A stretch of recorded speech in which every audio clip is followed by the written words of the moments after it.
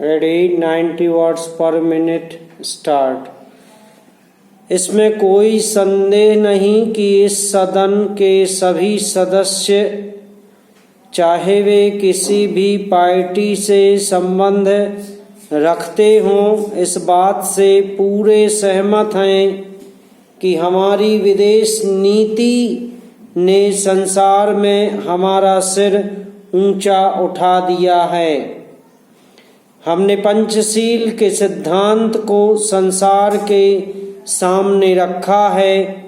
यदि हम उसके आधारभूत सिद्धांत पर दृष्टिपात करें तो हमको पता चलता है कि हमने संसार में एक जो सबसे बड़ा काम किया है वह यह है कि हमने तनाव को कम करने की कोशिश की है। जिस समय हमने नई नई स्वतंत्रता प्राप्त की तो हमारे सामने बहुत से प्रश्न थे। उनके साथ ही हमारे दो बड़े गुट थे जो कि एटम बम और दूसरे बम लिए हुए हमको चुनौती दे रहे थे कि अगर हमने उनमें से किसी एक गुट को ज्वाइन नहीं किया तो हमको बड़ी कठिनाई होगी।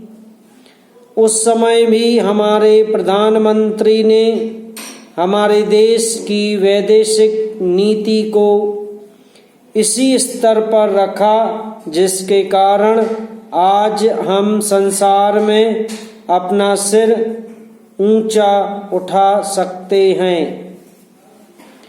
हमने जो संसार के सामने पंचशील के सिद्धांत को रखा उसका सबसे बड़ा फल यह हुआ कि एक सम्मेलन हुआ जिसकी ओर मैं आपका ध्यान दिलाना चाहता हूँ।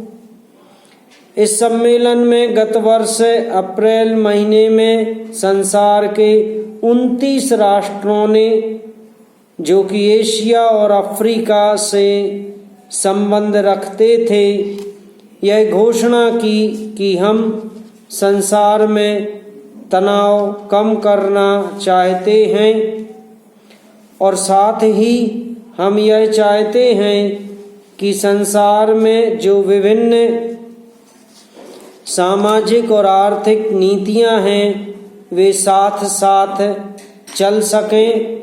हमारी वैदेशिक नीति में जो सबसे महत्वपूर्ण चीज है वह है सह अस्तित्व की भावना। उसी भावना के फलस्वरूप हम देखते हैं कि आज कोरिया का युद्ध बंद है, जो कि एक तीसरे विश्व युद्ध के रूप में परिवर्तित हो सकता है।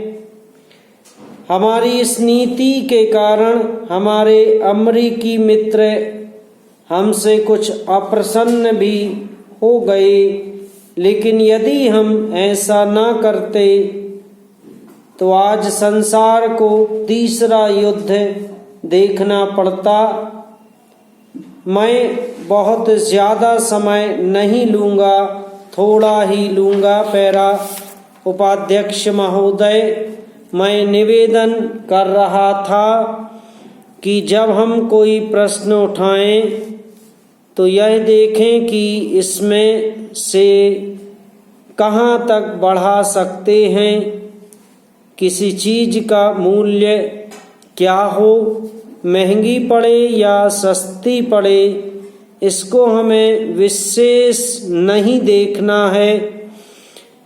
गांधी जी ने कितनी ही बार हम लोगों को यह बात समझाई कि मूल्य किसी चीज का रुपए पैसे में क्या है, यह कोई महत्व की बात नहीं है।